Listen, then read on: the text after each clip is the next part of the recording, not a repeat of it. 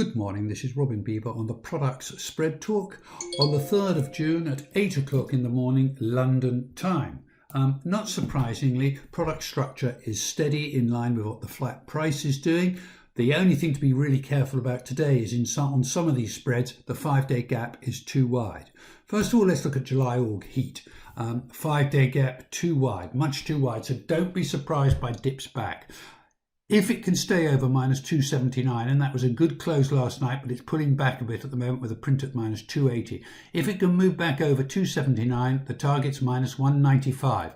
If it fails here, then look for a potential dip back to minus 318 area, the 5-day moving average. This gap is too wide, so don't be at all surprised by attempts to dip early on today.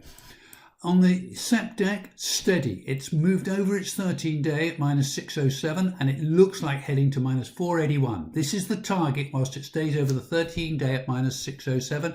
Stochastic is positive. 5-day gap not too wide, but edging towards that wideness.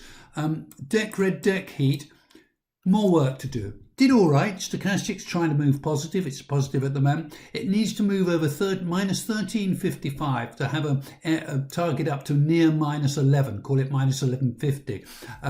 This high here, which in fact is there. That high at 1135 becomes an active target if it can move and close over minus 1355.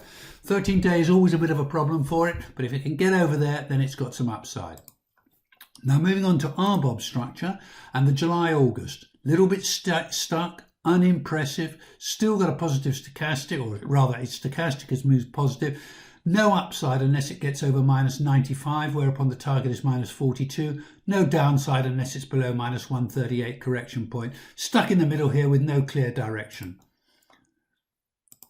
And the SpreadTalk looks like firming. It's moved over the short-term moving averages overnight, and the odds are that it makes its way to this high here at 1155. If it can stay over 961, it has a valid target to 1155. It must not move and close below the 5-day at at 912. Otherwise, there's problems.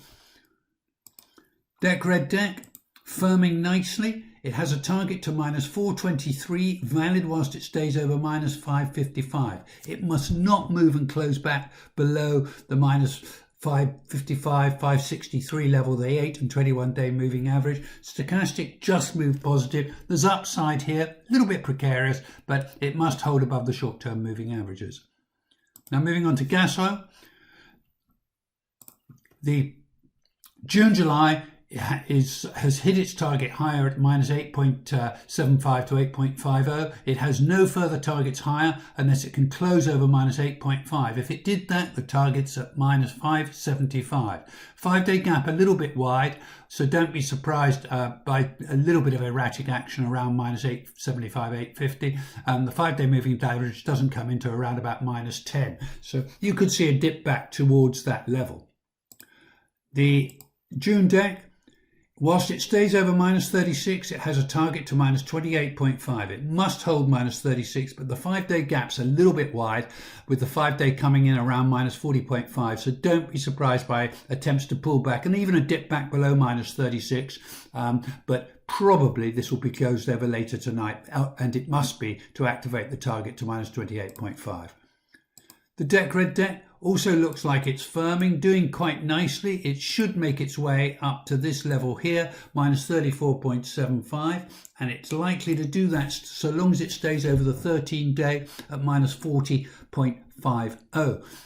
It must not close below the 13-day at minus 40.50, and the 5-day gap's a little bit wide here, so don't be surprised by a little bit of a pullback, but whilst it stays over the 13-day, it has a reasonably good chance of making its way to minus 34.75. That's all for today, folks. Good luck, good trading, and bon appetit.